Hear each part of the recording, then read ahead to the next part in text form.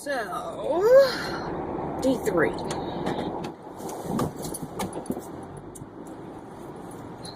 I started out my meditation practice first thing this morning, first thing after I woke up, which is a new thing for me. I am generally not a morning meditator, despite the fact that that's like something that is recommended most of the time. I've always been kind of an evening wind down before bed kind of meditator,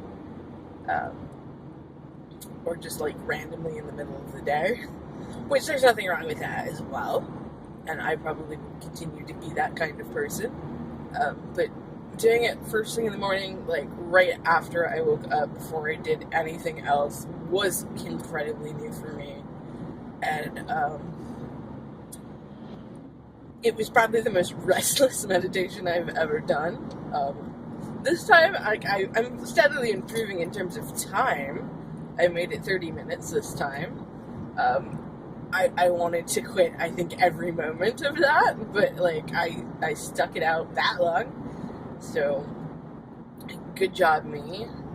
I think perhaps one of the things I'm going to try too is just like splitting it up as well. It's like an hour at once does feel like a really long time to me, still, but I think like I could do 2 separate sessions of half hours, and that still equals an hour. So maybe what I'll do is a half an hour in the morning and a half an hour at night. So that was kind of something that was running along in my mind after the meditation. There wasn't a whole lot running in my mind during the meditation other than like, I'm hungry and I'm thirsty, because like that just seemed to be like the loudest needs that were happening at that point. It was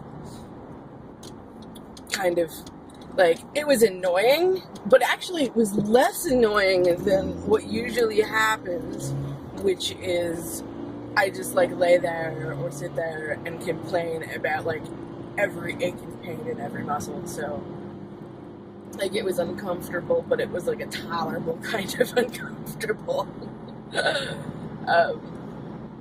So yeah, no, it's going well. I've gotten 3 days, and I'm a person that generally holds on to a story that like I can't do anything consistently.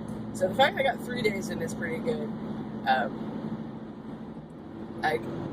I'm still worried that I'm gonna cling to that old story and quit one of these days, but we'll see. We'll see what happens. I'm casually optimistic, and I'll check in with you later. Maybe I'll do a second today. We'll see. We'll see what happens. There might be more edited onto this video. I don't know. So, peace out, y'all. 500 feet down the road, and then I had another thought on this subject. Because one of the things that like kind of drives me crazy about meditation is like there's so many people who say that this is the way to do it. But there's just like a jillion different methods of it, and you kind of got to figure out what way works for you. And like no way is really any better than the other. It's just, well, where is my entry point into this? And what works for me. And one of the weird places where I get super hung up is like I will read something like a method, and it'll feel like the way that the author presented that particular method will feel so incredibly like absolute to me that I'm like, okay, I have to meditate that way. And no, I don't, because I really don't. I gotta do what works for me. What works for me is not gonna work for you. It's not gonna work for some other guy, you know? So that's something that like I'm struggling with, because I want to do everything perfect. I'm one of those people. Like I want to do things right the first time, perfectly, in a neat little box. And I'm like, I'm not a neat little box person, despite the fact that that's what I want. Like I'm a fucking mess. Like And that's okay, you know? So, yeah, like, that was my thought.